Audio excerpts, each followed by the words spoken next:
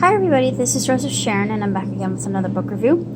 I just recently read Sakura Obsession, or the Sakura Obsession, the incredible story of the plant hunter who saved Japan's cherry blossoms. This is written by Naoko Abe, and Naoko knows quite a bit about this particular subject due to the fact that she's Japanese, of course.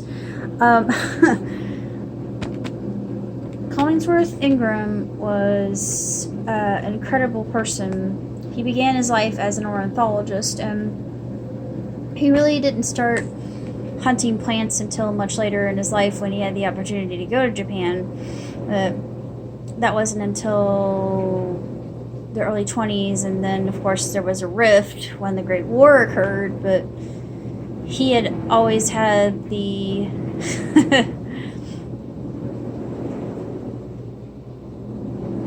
the favor of the emperor, but during the war they thought, well, giving a scion to Ingram would have been dishonorable, but it was an absolutely fantastic story. It's fascinating, and if you like Sakura like I do, I'm obsessed with Sakura.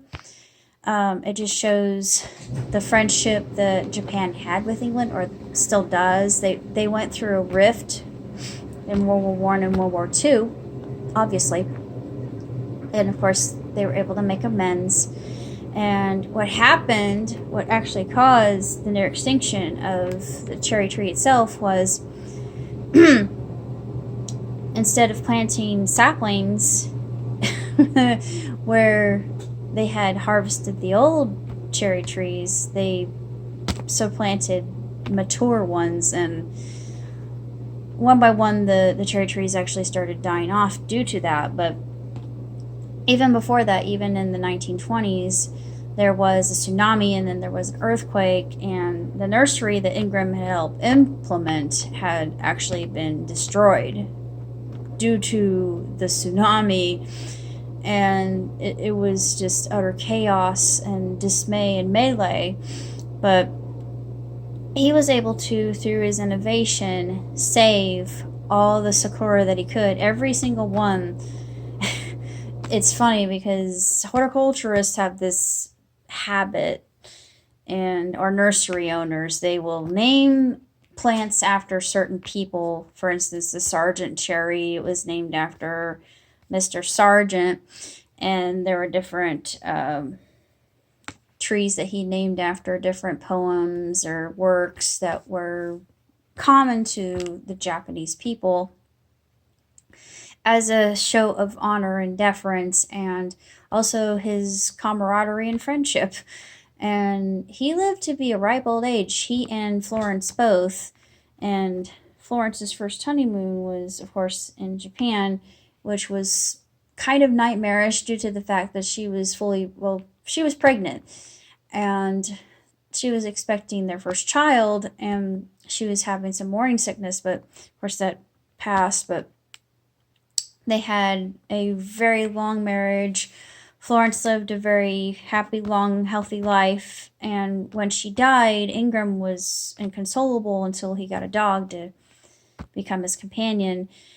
But Sakura Obsession is just one of those absolutely sensational books that really teaches you quite a bit about how important the cherry tree is to the Japanese.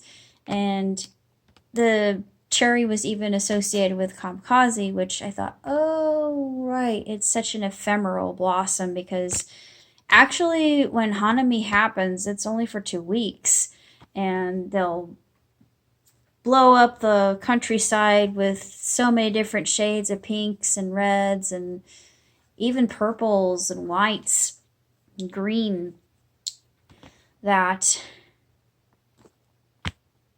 you miss it when, if you blink, you actually will miss it. So Hanami is a huge deal in Japan, and a lot of Japanese people consider it sacrilegious if you do not attend.